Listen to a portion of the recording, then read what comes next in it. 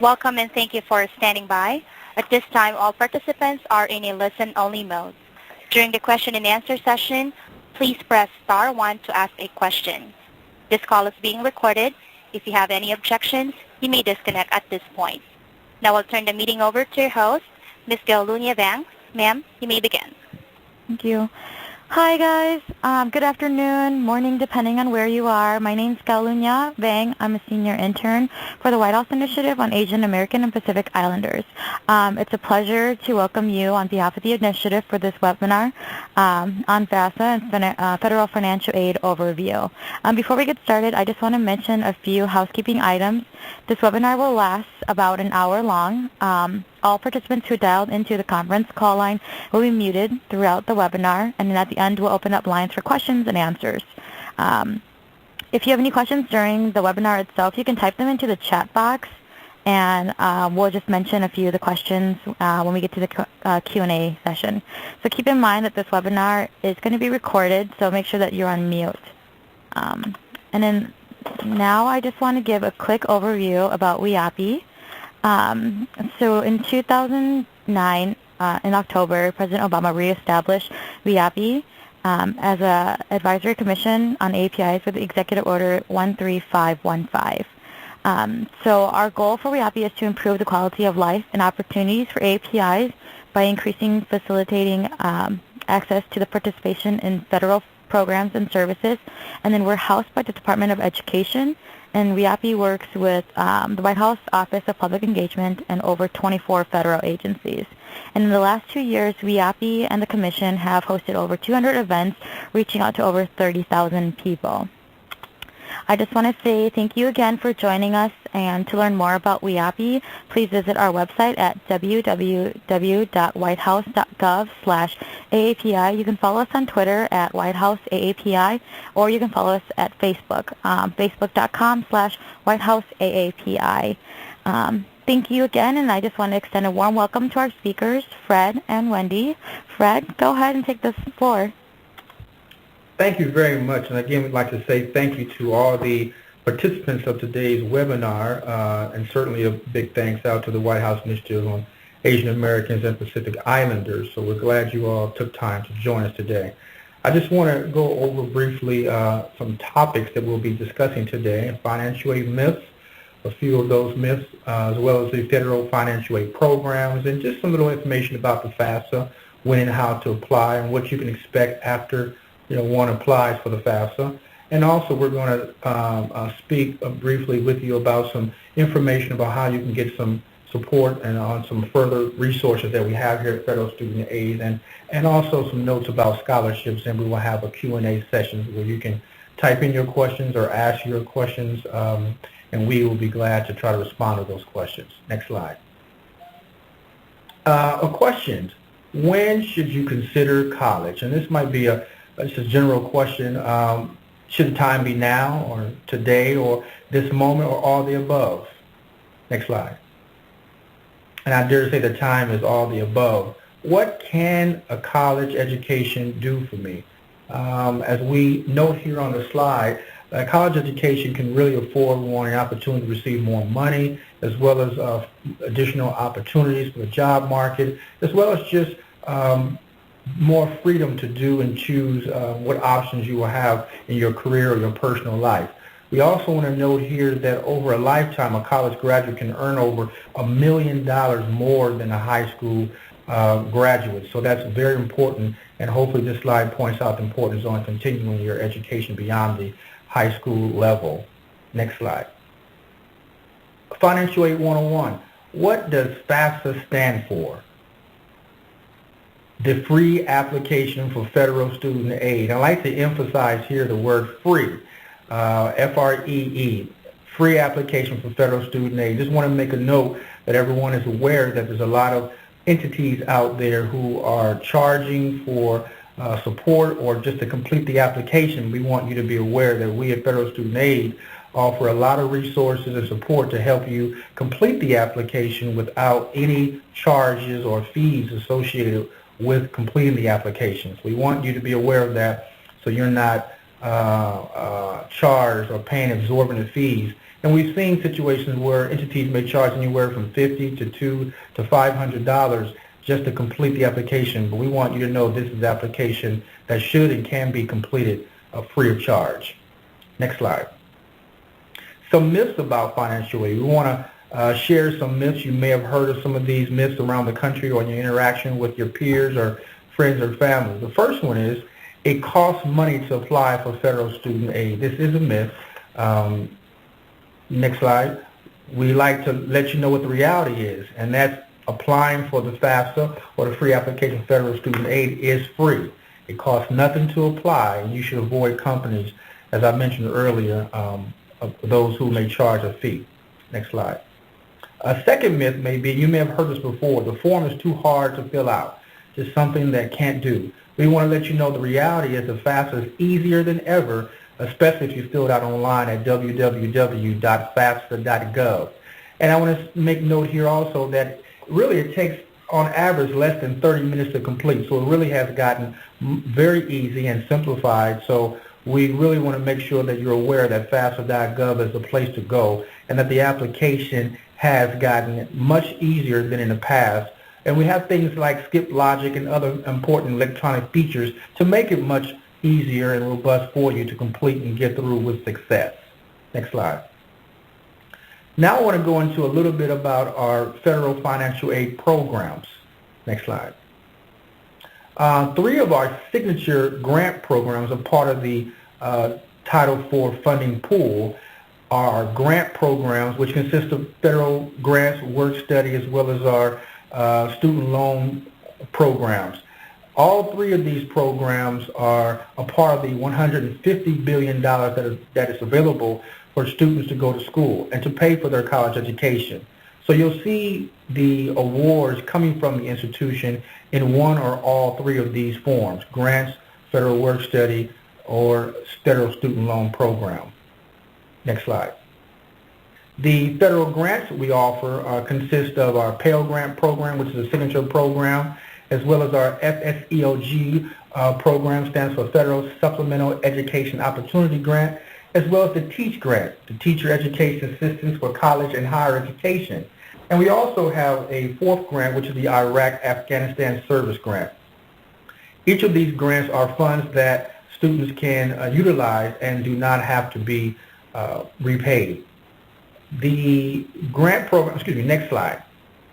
Our work study program is the second type of funding source that we offer, and it's basically a program that allows students to work part-time as they pursue their education, whether that be undergraduate or graduate level. This is a program that allows them to earn money to pay for their educational expenses, like I said, as they pursue their studies at the graduate or undergraduate level. Most students work with such employers such as nonprofit agencies or community service organizations, or on campus or federal or state agencies as well. So this is just a sample of some of the agencies that students actually work with. Students are paid at least federally the minimum wage, and not all colleges participate in the federal work study program. So it's important that you follow up with the institution that you're interested in attending, and you can check their website, for example, to see if they participate in the federal work study program for students who attend that institution. So just want to make you aware that this is a program that's very viable and, again, allows you to receive some financial support while you study, earning your degree. Next slide. The 3rd program I mentioned earlier is our loan program, our federal financial aid loan program. It consists of 4 parts, and as you see here on the slide, the federal Perkins program, the subsidized direct loan program, as well as the unsubsidized direct loan program, and the Parent Plus loan direct program as well. These loan programs are programs that I would strongly recommend that if you're considering additional aid for school, that you stick with our federal loan program, so that because they're going to offer you a lot of features that a lot of your private lenders and organizations will not offer, in terms of flexibility when it comes to repayment, as well as just a lower interest rate and other positive attributes. So I really encourage you to consider and look into our programs. You may have heard of a lot of information in the news media today, but I will say to you that the loan program is an investment in your education, and I would strongly recommend that before you partake in the program that you really consider what your need is and do not borrow in excess of what your need is, because these funds will have to be repaid at the completion of your education. So just be smart about how you participate in the loan program. Next slide. The Stafford Direct Loan Program is, again, one of our signature programs that has two parts, subsidized and unsubsidized. And the biggest difference between the two is one word, is interest. The subsidized loan program is a program by which the government pays the interest while you're in school pursuing your education, whereas the unsubsidized loan, the government does not. They both feature fixed loan rates, as well as the subsidized loan is based on financial need, as well as the unsubsidized is not. And you can see on the screen, the PowerPoint presentation, the various loan amounts that one can receive. The subsidized loan is a program for undergraduate students, as well as the unsubsidized loan is a program for both our undergraduate and graduate level students as well. So these are two strong, viable programs that really can assist you in completing your education. Next slide. And as you can see on the chart here on the PowerPoint, just a scale or a template identifying the various programs and the current interest rates and the repayment clock, or when that clock begins, as well as the grace period, and some additional information appears there as well. For example, the interest rates currently for our federal Perkins loans is 5%, and I mentioned earlier that's a fixed rate, as well as our Stafford loan program with the currently has a 3.86% rate for our subsidized and unsubsidized loans.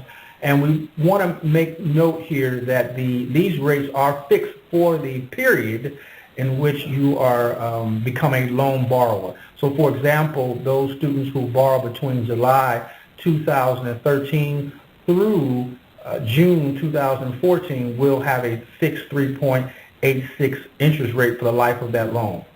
So each year, July 1, you may see a new rate. But for that particular borrow-based year, you will have a fixed rate for the life of the loan. Next slide. Again, the FAFSA, when and how to apply. Next slide. How do you apply for financial aid or for federal student aid? As I mentioned earlier, it's the FAFSA. The free application for federal student aid is the application on how you apply for aid. It is the application that determines one's eligibility and collects a variety of information on the FAFSA form that helps determine what type of programs you will be able to participate in. As I mentioned, it might be one or all three of the programs, whether it be grants, federal work study, or loan programs. Individuals, again, must complete the FAFSA application if they want to be considered for financial aid or federal financial aid.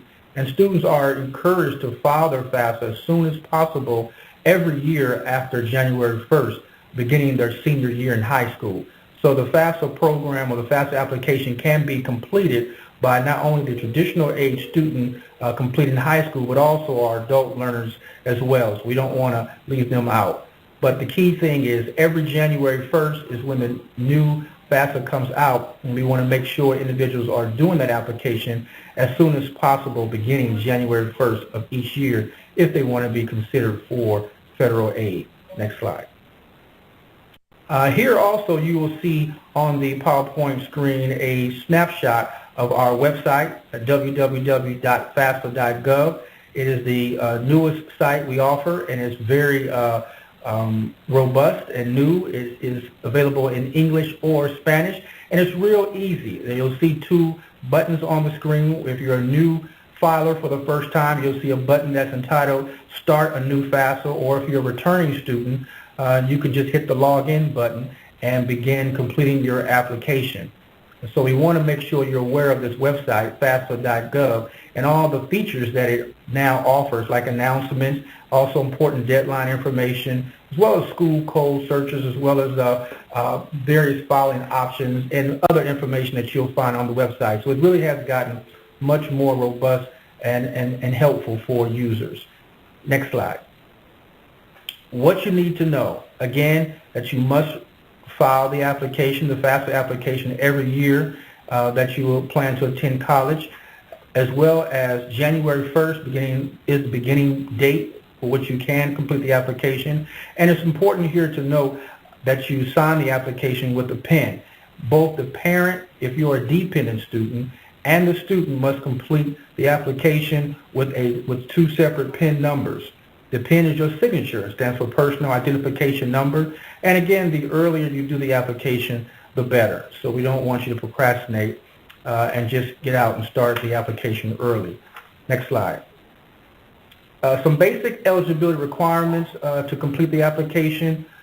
Basically, if you're a student, you must have a high school diploma or GED, a valid Social Security number, must be a U.S. citizen or an eligible non-citizen, and if you're a male 18 or older, you must register for selective service. And there's an option on the application that allows you to do so in real time. Students must also be pursuing a degree or certificate or credential, and they must be enrolled or accepted for enrollment in an eligible program. And of course, you must be making satisfactory academic progress. And the school will monitor these things each year as you apply for the application. Next slide. FAFSA documents. Some important documents that you may want to have close or handy when you complete the application. That is your Social Security number, the driver's license number, which is not mandatory, as well as an alien registration number if you're not a U.S. citizen, as well as your federal tax return. However, I want to make mention here that in regards to your federal tax return, we now offer a feature called the IRS Data Retrieval Tool. If you haven't heard of it, it's a powerful tool that allows us to import important data elements from your IRS tax return directly into the FAFSA application. So if you want to avoid the long, laborious documents from a tax return, just use the IRS Data Retrieval Tool if you submitted your IRS tax return electronically. And soon after the IRS has completed their processing, those specific data elements will become available where we can import that into the application directly. So that's a very powerful and has been a successful tool for us. Also, if you have any records in regards to your veteran benefits, you might want to have those handy. And if you know your investment totals or savings, you can put that information as well on the application. Next slide. This is an important slide. A lot of questions come out to us annually about the dependency status. Am I independent or am I dependent? Well, the answer is if any of the following criteria you see on the slide pertain to you, then you are considered an independent student. You can see the most common one is the 24 years of age criteria, or if you're married or you have a doctorate or a master's degree, or if you have a child yourself that you're providing at least half the support for, or you are a foster care since the age of 13, or emancipated minor, or currently, or was in legal guardianship, or homelessness. That's a new category, as well as serving active duty in the U.S. Armed Forces. If you meet one of these criteria, then you're automatically considered independent, and that we're not going to ask for information from a parent on the FAFSA application. Only yours individually will be necessary. However, if you do not meet one or more of these criteria seen on the PowerPoint today, then you are considered a dependent student, and we're going to ask for information from the student as well as the parent when completing the application. So that's it in a nutshell in regards to